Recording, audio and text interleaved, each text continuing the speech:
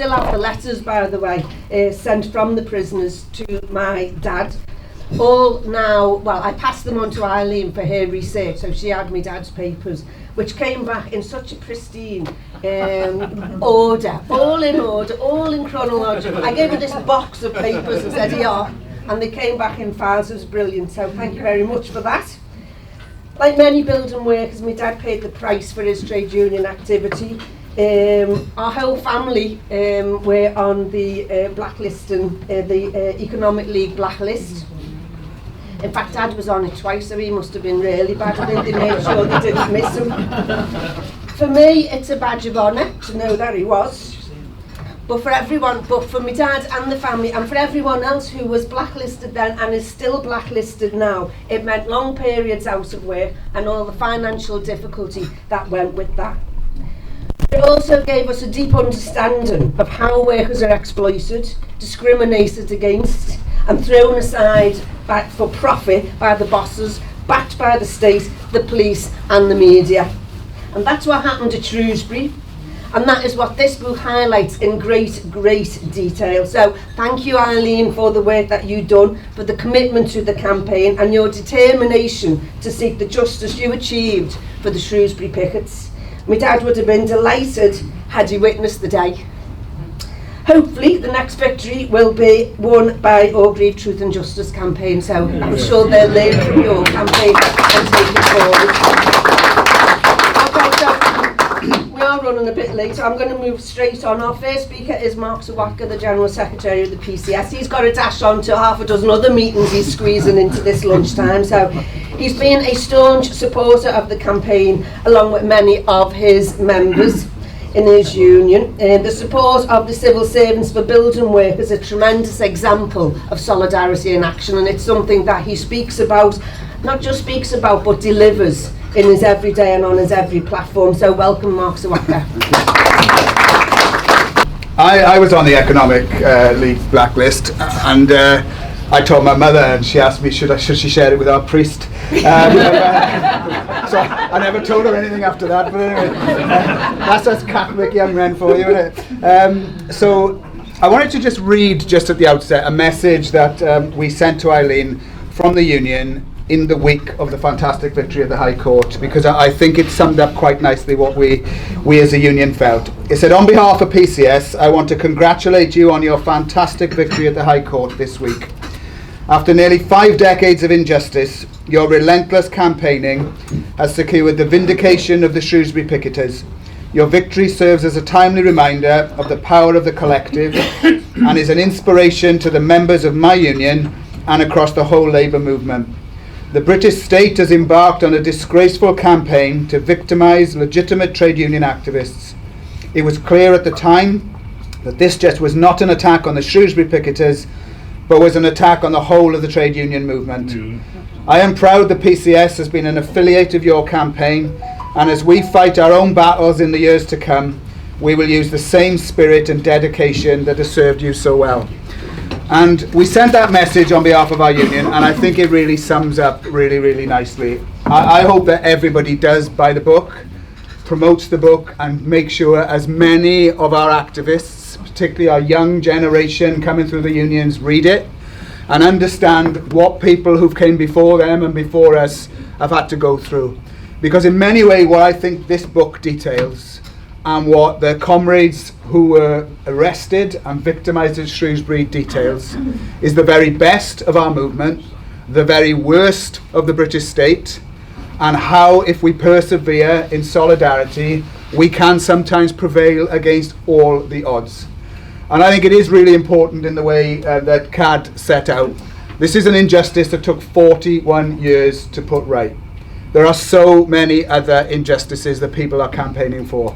Whether it's Hillsborough, whether it's Grenfell, whether it's Orgreave, whether it's the people who have been through so much in my own union, when unions were banned at GCHQ, and the price that people made who would not give up their union card, who were sacked, who suffered mental health stress as a result, whose lives were ruined. And in many ways, doesn't that tell us so much? Here we have workers coming together, having a national strike and winning. And let's celebrate the fact that back then, in the early 1970s, here's a group of workers who fought and won.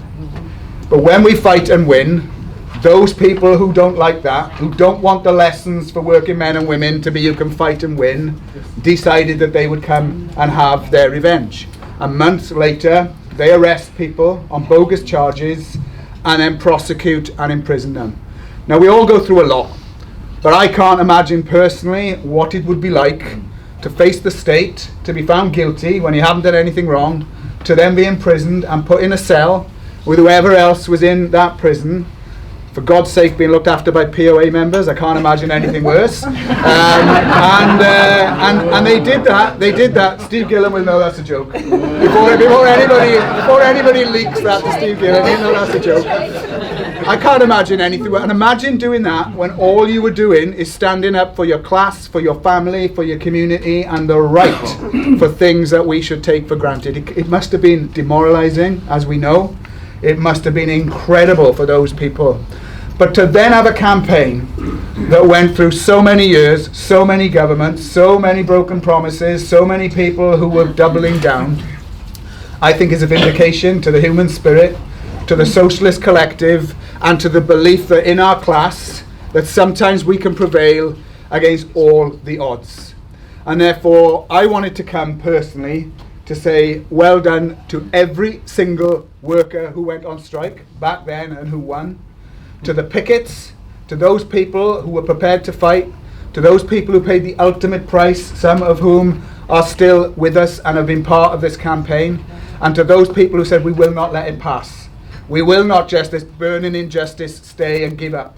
We will fight and fight and fight again.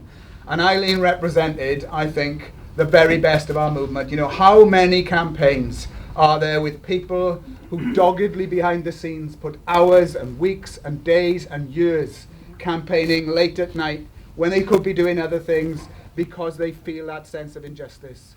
So on behalf of my union, on behalf of all of our members who are now balloting for a strike, who will now also see the media turn against them and everything else, we want to say we're proud to know Eileen, we're proud to have been affiliated to the campaign, we're proud to stand in the tradition of people who are fighting for a better world against all the odds, and who ultimately, as this book sets out, the workers united will never be defeated. Proud to know you, Eileen, Des, and proud to Move swiftly on to our next speaker, who is John MacDonald, who has fought his way to get here today. Was determined to get here today. He met Eileen in the House of Commons at an early stage in the campaign, and he highlighted to her the need to have not just a trade union voice but a political voice in the House of Commons, and she took that advice. She worked on it, and John was there being the political voice in Parliament. He is renowned for his consistency and his determination, a bit like Eileen herself, to see a campaign through. He's been there at every junction. He was there when they went to deliver their application to the CCRC in 2012, was it? 2012. 2012. John MacDonald, welcome. We have to start by congratulating Eileen and all the campaign for the work that they've done. Eileen, it's been mentioned about dogged determination and the way that she's encouraged us. To be frank, it wasn't encouraged. I think it's legally defined as harassment. There wasn't a time when the phone wasn't ringing at different stages, and some of the bleakest times as well. So congratulations to the campaign. I just want to make some points about looking to the future, about further work that we need to do. When Eileen sent the book to me, I went through, I got the libel lawyers to go through it first of all. And I went through, and it was a reminder of the different hurdles that had to be overcome. I just want to go through some of those because there's an agenda, a trade union agenda here that we need for the future. Some of this is about the basically trying to find justice in our world as well. I chaired the Guildford 4 campaign, and from the Guildford 4 and Birmingham 6 campaigns, we secured what we thought was a fundamental reform, which was the establishment of the Criminal Cases Review Commission, basically. We thought this was a way in which we could get miscarriages before people to properly investigate, and then there'd be, hopefully the courts would then accept their recommendations. To be frank, it hasn't worked, and we found it hasn't worked. It took a lot of pressure, both to get to them, but then also to get their attention. Part of that was about the cutbacks that had taken place and the lack of staff that they've got as well. but also it was about the basis upon which they operate. They almost try and second guess the court rather than do a proper investigation. It's important that we don't forget that, and we try, as we go into this next general election with hopefully a Labour government that's arriving, that actually we try and get something in that manifesto about the reform of this process. It's absolutely key, because there's so many miscarriages that never see the light of day, and this only saw the light of day as a result of the stalwarts in the campaign, and of course Eileen's work that she did. The second thing, what came out of our discussions around this and Orgreaves and all the rest of it was another discussion about the blacklisted workers. And I convened the meetings at the House of Commons with Dave Smith and others to set up the Blacklist Workers Group.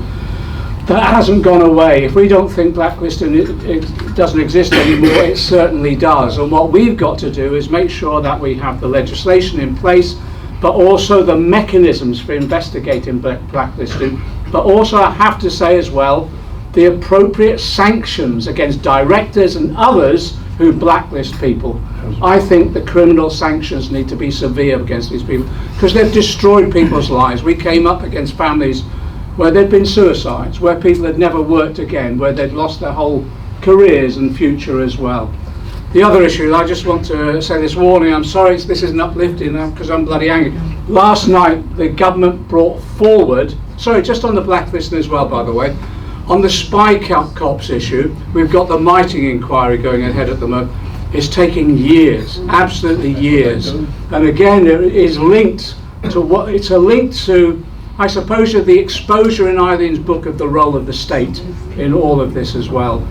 Mark's just gone off to a meeting. He's going to have a meeting on stop racism, stand up for racism. On that platform will be one of my constituents, as Mrs. Reel. Mrs. Reel's son died as a result of a racial attack 25 years ago. No one prosecuted. We were begging for police resources at that time to investigate. They came and told us 2 years ago there were police resources, but they were surveilling us as a campaign. We've got to try and push the Mighting inquiry along and get legislation to protect people against this sort of spy cops behaviour. Final point.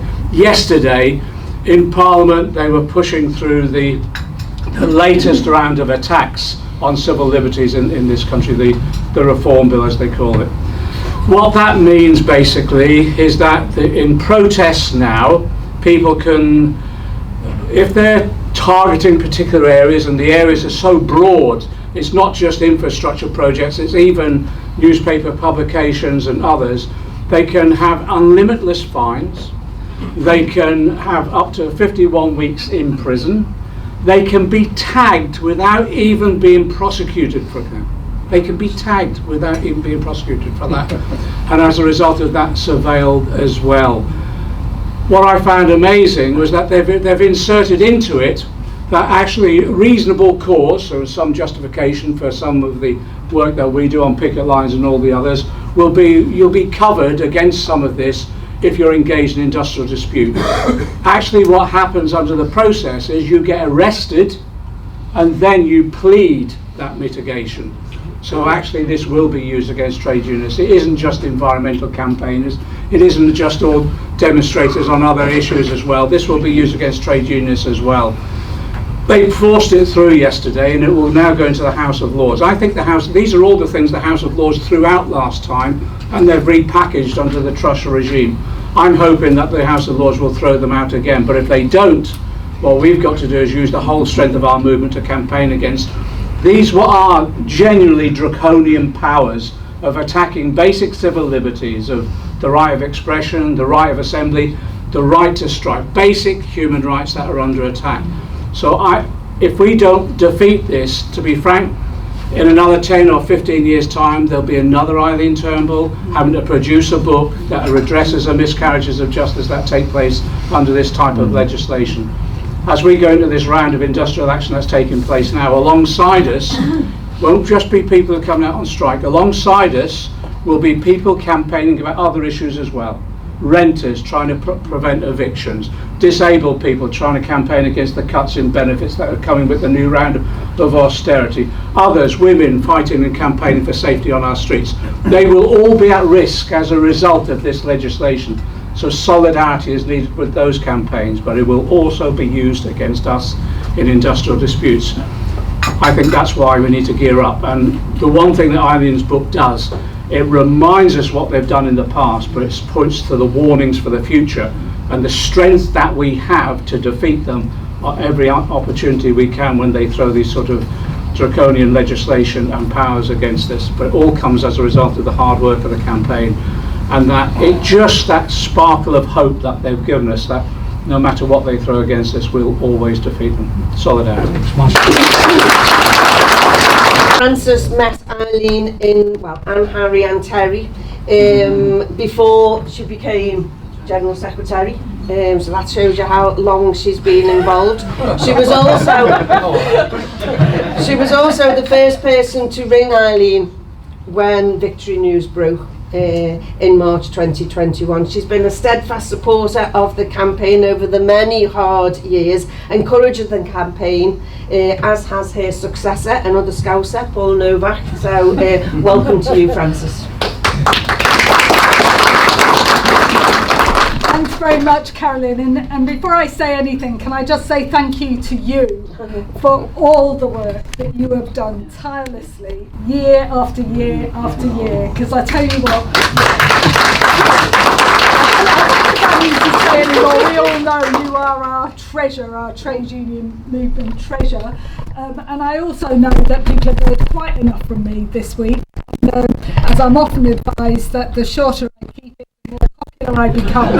So I'm only going to say a few words, but it is an absolute honour to be here to celebrate. Jesus, celebrate. Let's have a celebration of a victory hard fought for and won, but also to honour the campaign, but to honour Eileen.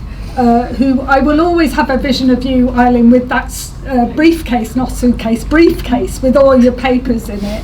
And I also think that you are the living embodiment of our movement in terms of, it doesn't all have to be about who can thump a tub hardest. Our movement is about love, compassion.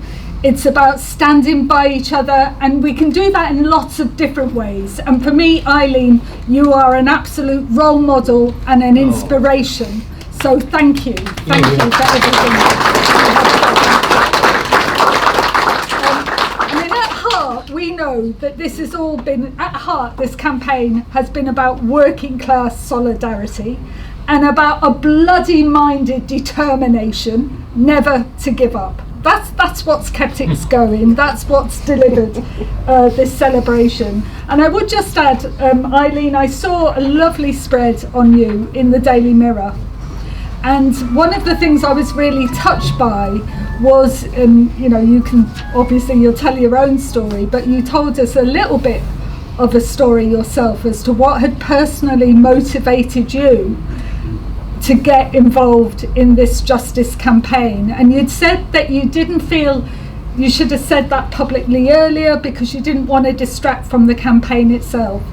And I understand that, but there's a bit of me that thinks, as women in particular, that maybe we need to tell our stories more, because maybe this is about how we find those threads that bind us together. Why is it that we stick by each other? Because we all have our experiences. We all know what it means. And for me, as a young woman, it was my brother being on strike in 1984. Sorry.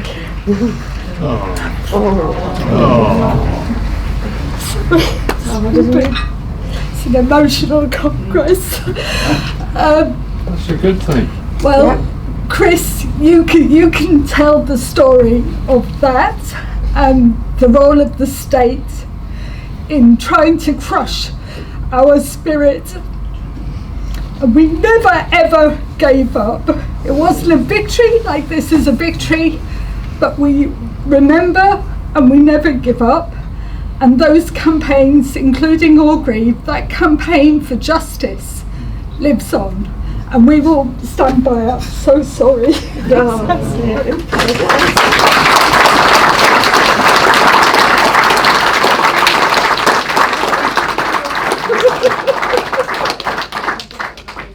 But I think we all know how far the state will go, And we heard it in the hall yesterday with what the President rightly said was the shortest but most powerful speech of Congress from Neville Lawrence.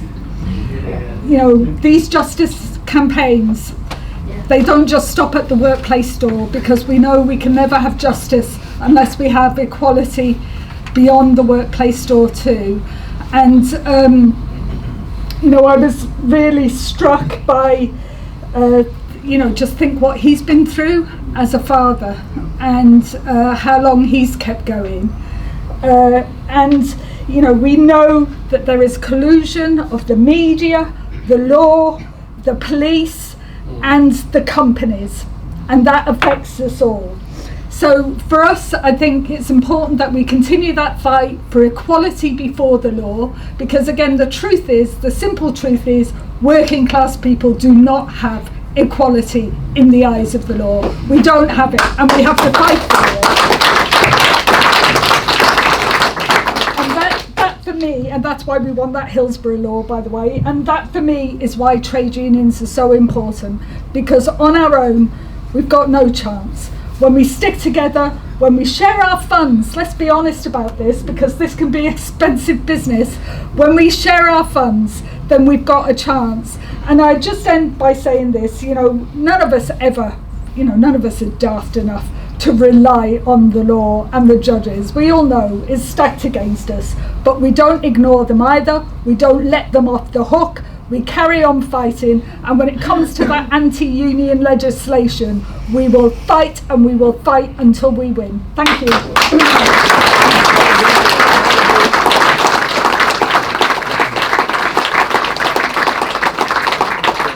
Thank you very much for that, Frances. A very emotional, very heartfelt, very class-based analysis of where we're at. You've got me crying as well now.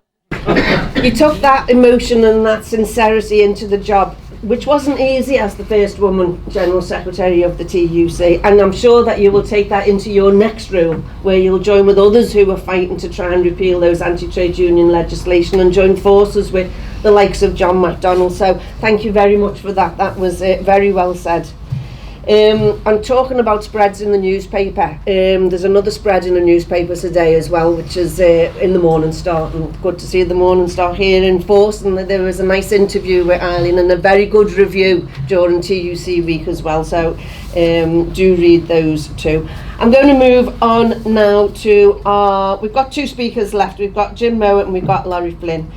Jim is another with Liverpool connections. He worked for many years in our city in the trade union education. In the late 70s he recruited Eileen's late husband Tommy to become a WEA tutor, doing courses for shop stewards, and that's when he met Eileen, and they've been friends ever since. He's encouraged the campaign with amazing support, particularly during their dark days and setbacks. So he's been there throughout. So welcome, Jim Mills.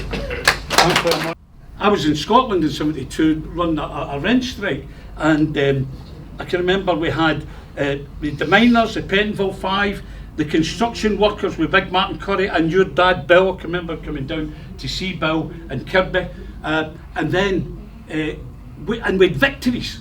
We had victories at that time under the most difficult of circumstances, and I think it's important that we celebrate, like you've mentioned, Francis. We celebrate those victories, and we know how it's achieved, and we also know what we're up against.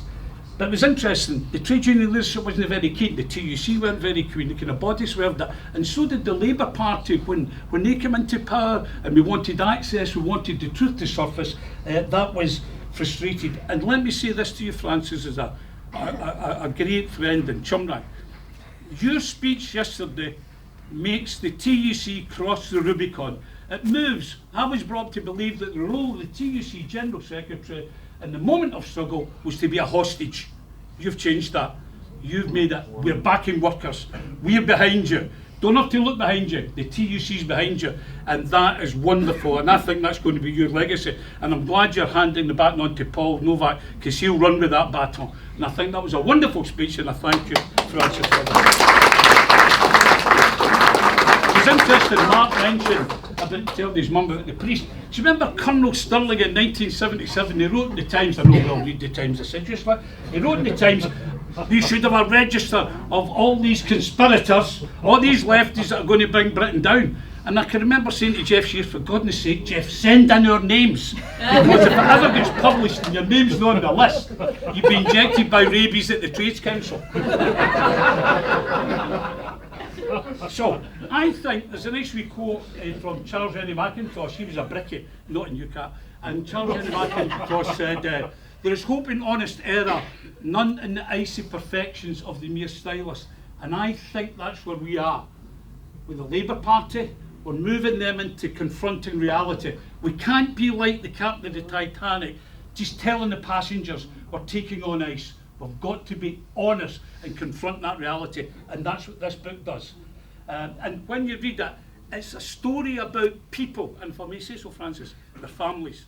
And we always say, I know I was the chief negotiator in engineering and energy for 20 years, but I think my contribution was in education.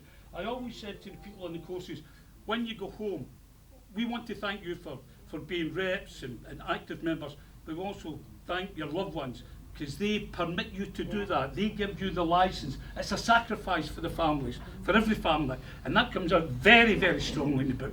Yeah, quite emotional. So, things turned out well for some people. I'll tell you a great story. When John Mackenzie Jones went back to Shorten, he was given a P45. He'd been in prison, closed prison, none of that open shite that you get. He was in a closed prison with all sorts of thieves, vagabonds and Ranger supporters. When he come back, he was told, "You're not starting here, mate." And he went home. And he had to tell his family. At a bad time, his family member, his wife, had a baby while he was in prison. And the convener phoned him and said, "You come in tomorrow. We'll walk, we'll shut down the furnaces of shot and steel if he's not reinstated." Now that's solidarity. And that's what happened with Bernard Williams and Terry Belton. He get back to work. Some people never get back to work. No such luck for Bernard Williams. I don't remember what happened to Ricky Tomlinson. So, I think what the book brings, it demonstrates an enormous resilience by all the campaign members and their families, and to Terry and Mark and yourself, Eileen. And I think the sheer persistence and forensic experience and determination of Eileen has created a book which will be, I think, one of the greatest tools to motivate women and men in our movement. And I thank you, and I thank you, Francis.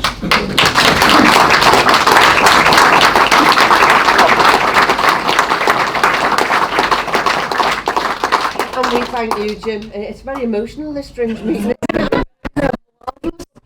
That was great, thank you very much, and well-deserved comments on Eileen and the team and the whole team. I said there was one speaker left before, of course, how can I miss Eileen now? So there are two speakers left. The next one is Laurie Flint. Laurie is an investigative journalist who reported on the building industry in his first job as reporter for Construction News. When I was in UCAT Research Department, we was always in touch with Construction News. That was in 1972. He later worked for many years on ITV's landmark series, World in Action. He wrote 2 pamphlets on the pickets and the trials at the time, and he has written the foreword in Eileen's wonderful book. So, over to you. And I was serious about how do you build a pyramid of lies? How do you turn ordinary, decent people against the simple justice of having the right to organise, to strike if absolutely necessary, to campaign, to recruit other people? How do you do this? Well, it helps if you've got the money. It helps if you're McAlpines, because what McAlpines did is to wind themselves into the state machine. Concrete Bob, the founder of this dynasty, which ends up very unhappily with the treasurer of the Tory party, who was wrongly accused of child abuse, and some others who may not have been wrongly accused but have never been named. This firm wound itself into the state by building airfields in the war, nuclear power stations. They even built the TUC headquarters, and they owned the Dorchester Hotel. Now, I know for a fact that the Dorchester Hotel is bugged in every room. Every person who ever stays there can, if necessary, be recorded, and this has been the case for many years. So I'll warrant when the McAlpines built the TUC headquarters, it's very, very likely, having wound themselves into the state machine, that they would know of every conversation. Now, they probably got this room bugged, but hey-ho, what have we got to hide? Nothing. We stand for human rights, equality and justice. So what happened with Shrewsbury, very simple. They picked on an area, they selected an area where the trade union movement was weak and not strong, so it's well away from one of the big urban areas. They got in touch with bent police officers who could be bent to their will even if they weren't taking actual bribes. They then got a hold of law officers who were pliant. They got a hold of the gutter press,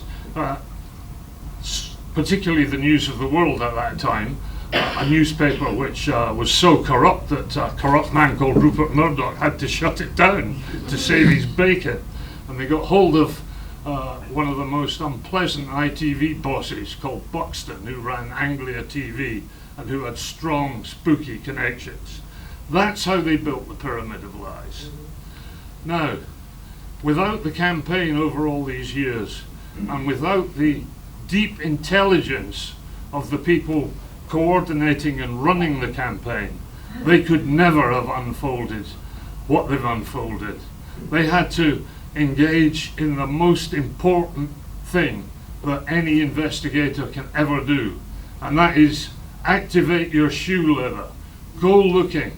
Go talk to the people who are on the receiving end of injustices and allow them to talk to you and listen to them. If you're a journalist sitting in the Daily Mail computer screen, you never meet ordinary people anymore.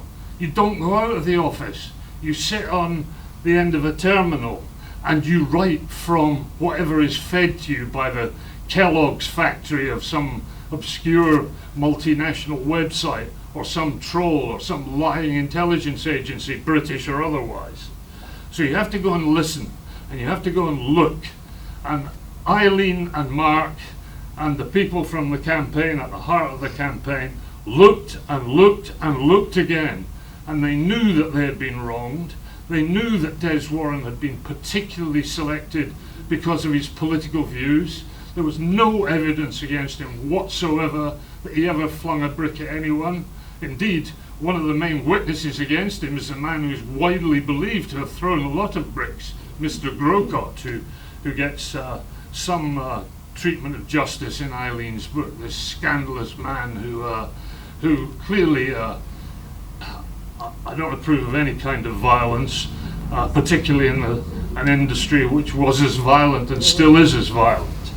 So this is how they undid, the campaign undid this pyramid of lies. The thing that stays with me with the book, which I think is actually a masterpiece of, well, maybe I should correct that, a masterpiece of forensic journalism, is it brings out a number of issues. They cherry-picked the area where they were going to bring the charges. They cherry-picked the charges. They selected Des Warren and others. They then went for the most vicious charges. They then altered the jury rules so that the defense wouldn't know what the occupations of the jury were, although these were provided in secret to the prosecution. They picked a biased judge, a horrifically biased judge, a man who misdirected the jury, who was hostile to people, and in the case of this sweet man in the front, one of the judges had him dragged from hospital because he didn't believe he'd broken his leg, and this poor soul's put in an Anglia, that's a limousine, a Ford Anglia, it's about that long, a working class limousine anyway. He's dragged to the court. About half a dozen people have to help him in, and he has to sit in a Parker Knoll chair and hear this array of fabricated charges. So they also massively perverted the course of justice in a whole range of ways. what Eileen has done in the book is set out an ocean of corruption. This is not just brown paper envelopes and bribes. This, although they're quite common in the construction industry, as most of you will know, to this day.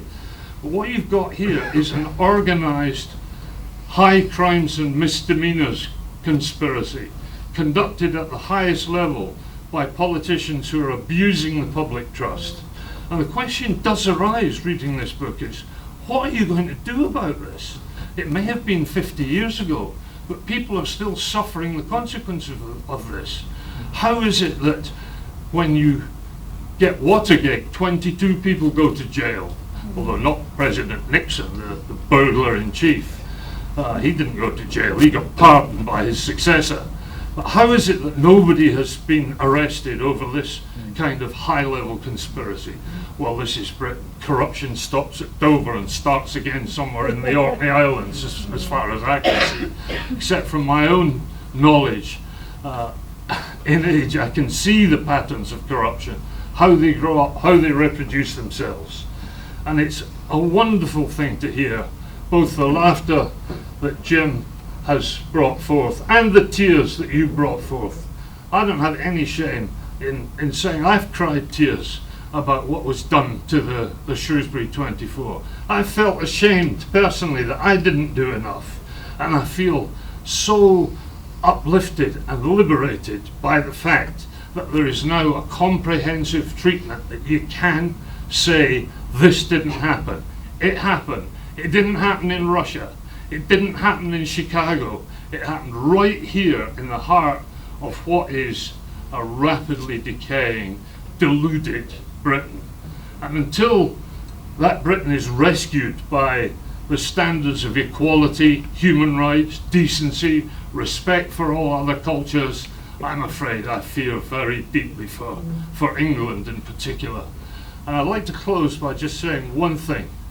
It's a 24-minute walk from a statue in the main square in Shrewsbury of a man called Robert Clive. Robert Clive was a thief, a mass murderer, a man who occasioned famines and deaths on an unimaginable scale in the Great British Raj, which he and his filthy company stole from the Indian people. And if you think we're out of that British Raj, I'm afraid we haven't made it yet, and we've still got a long journey to go. There was a council decision at one point, shall we get rid of this statue? And oh no, that would be terribly, it's a word that, I think it's woke, a derivative of awake, but they decided they wouldn't remove this statue, even though this is a man whose record, William Dalrymple, the historian, says he calls him an unstable sociopath in print. Well, the unstable sociopath and his relatives are still drawing their dividends for all the money that he stole. The crown jewels of this country still contain the Koh-i-Noor, which they stole. The Elgin marbles are still at the heart of the British Museum. When are they going to be sent back? When are they going to face up to what this country really is? A tawdry, deluded, self-parodying farce it's becoming. And I say that with no pleasure. I don't like to see countries sliding into decline. But we're still dealing with people who will not admit that they're in the wrong. And when they make an apology, it doesn't sound like an apology to me. So I think what you've all engineered, the fact that the TUC has helped, the fact that all the unions have helped and supported the Shrewsbury 24 is actually a recovery of trade unionism's poise and grace, and I'm very grateful to see that.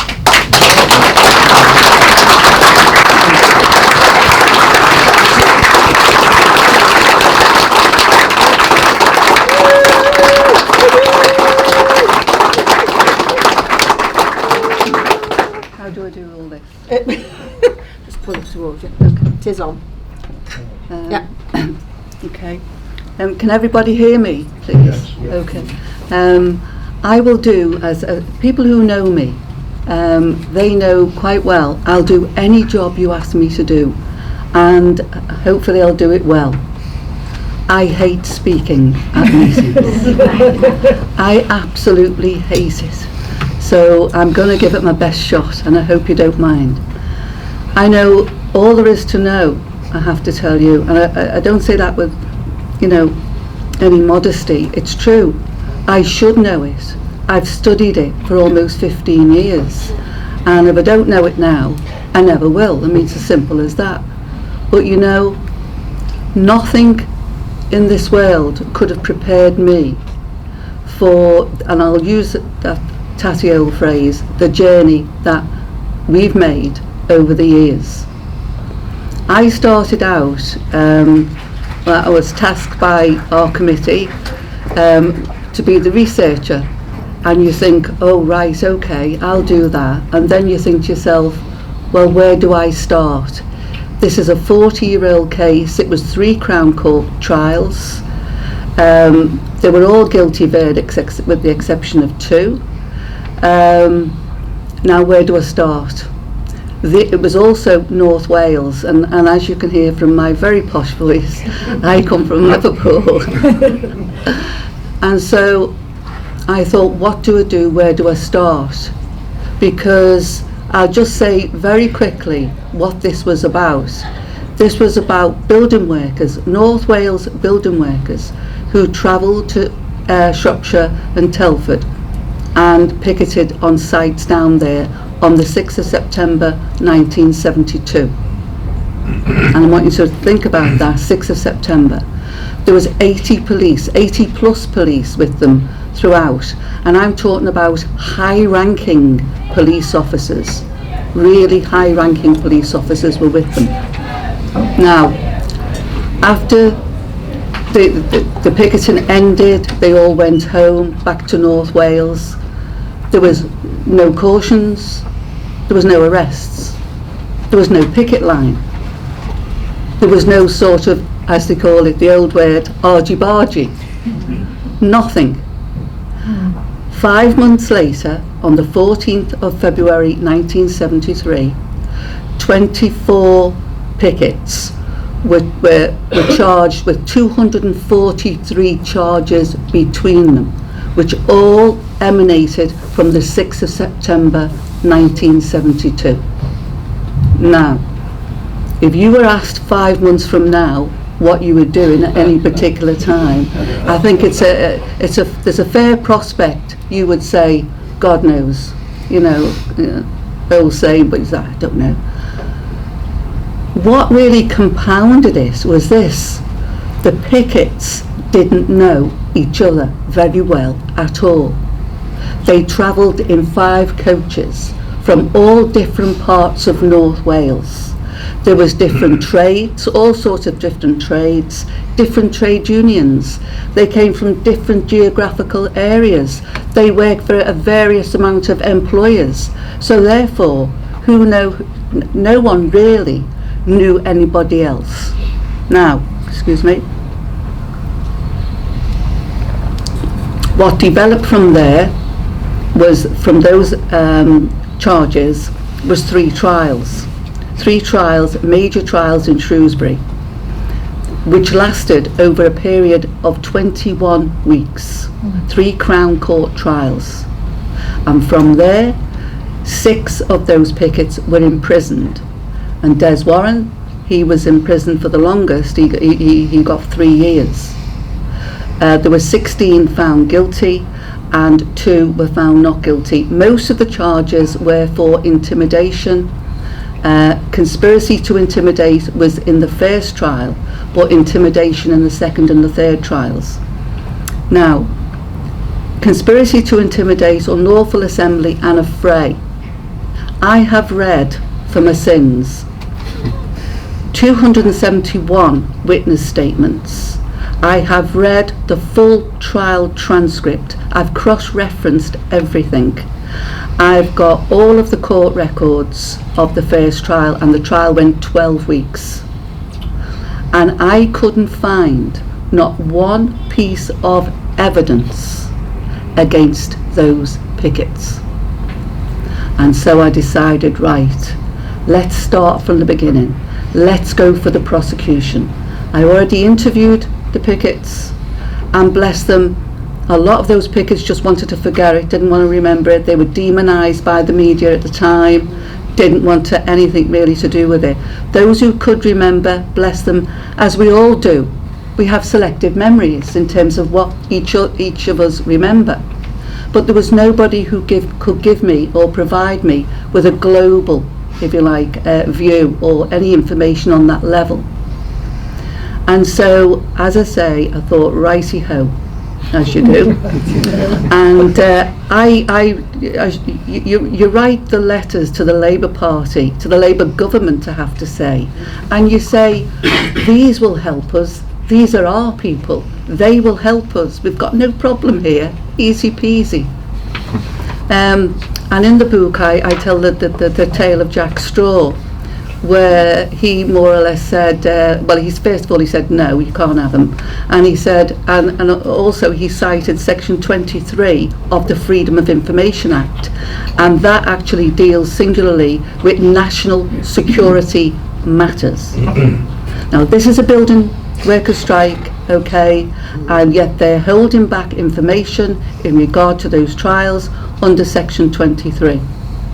Now, this was more than 30 years after the picketing, or should I say the trials. So therefore, under the Public Records Act 1958, they should have released the documents, and they didn't.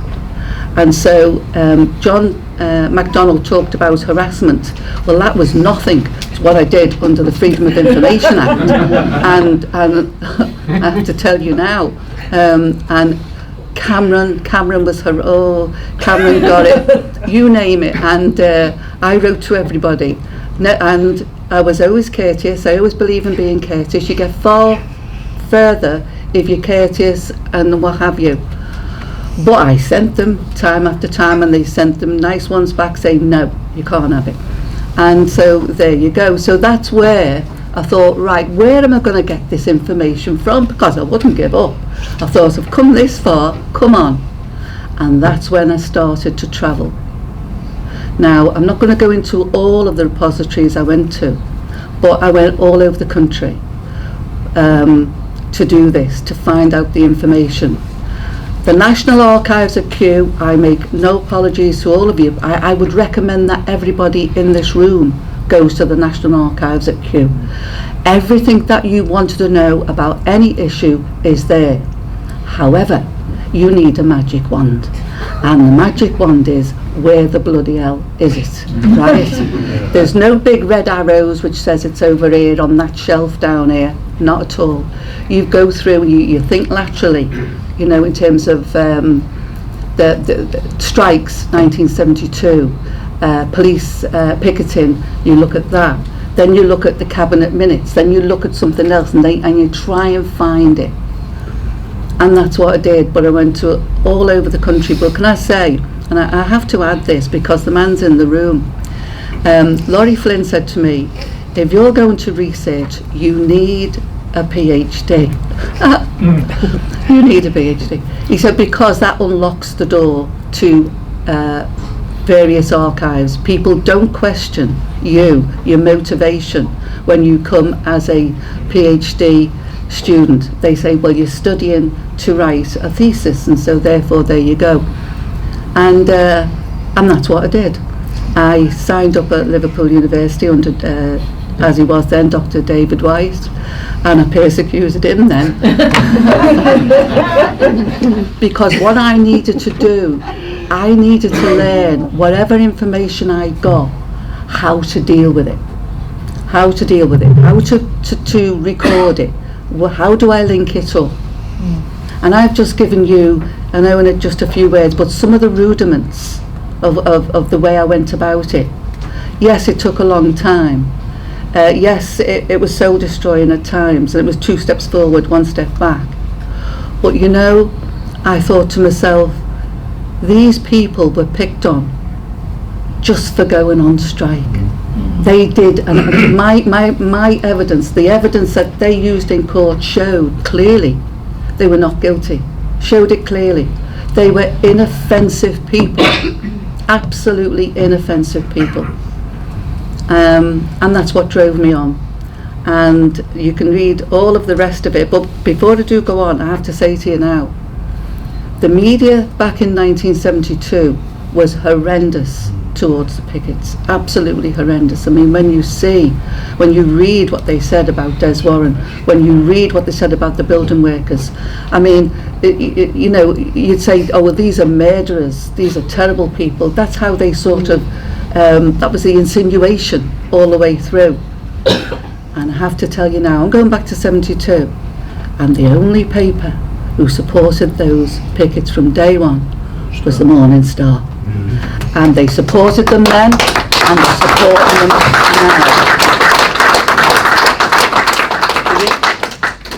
You know, there was no such thing as castigating them, or, you know, putting dreadful descriptions as all the media did. They gave them respect. And that's what workers should have, and that is respect. And yet they're loath to give us that respect. Loath. We give each other respect, but they don't give us respect. But as I say, going on, throughout the campaigning years, from 2006 until now, the Morning Star, you know, we've had some terrible setbacks, but the Morning Star said, we'll put it in, we'll do this, we'll do that. You know, we'll help you here, we'll help you there. I mean, don't forget, we're a poor campaign. And going on that, I don't know whether people know a club called the CASA in Liverpool. It's a trade union club. It's more or less a trade union centre. That's how we use it. When we first came together in 2006, they said you can meet here, because at that time, like most of us, we haven't got two halfpennies to rattle together. Absolutely nothing. And in the freezing cold winter, you know what it's like when you go into a meeting in the freezing cold winter, you really need driving out the door, and off you go. The people in the CASA, all trade unionists, former dock workers, they come with a steaming tray of tea and toast, no matter what time of day and night it was. Tea and toast. And I tell you something, that to me is brilliant. Now, all the proceeds of this book go to the CASA. Oh. All of them. You know, that's what it's there.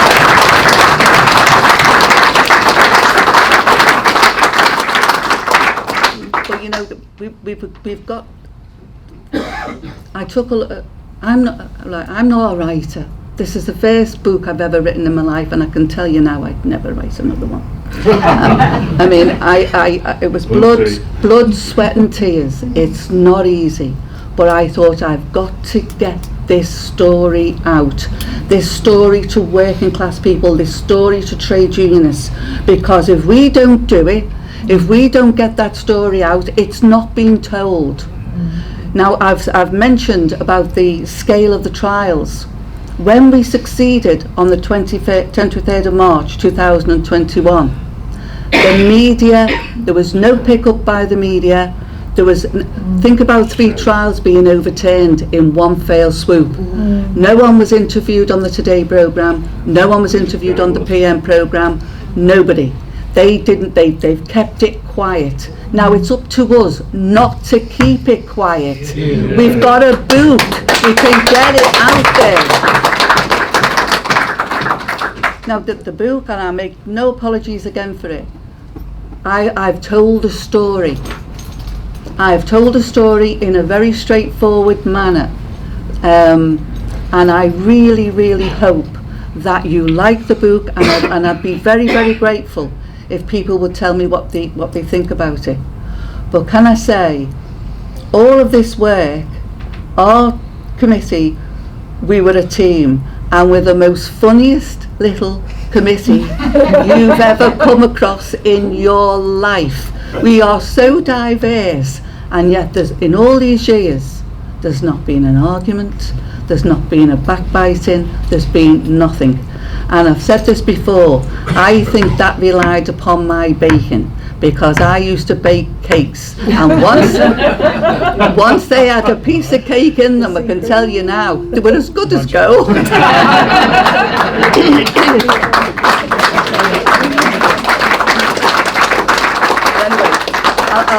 I want to finish there, but I have to say, our success is down to everybody, because Frances spurred us on.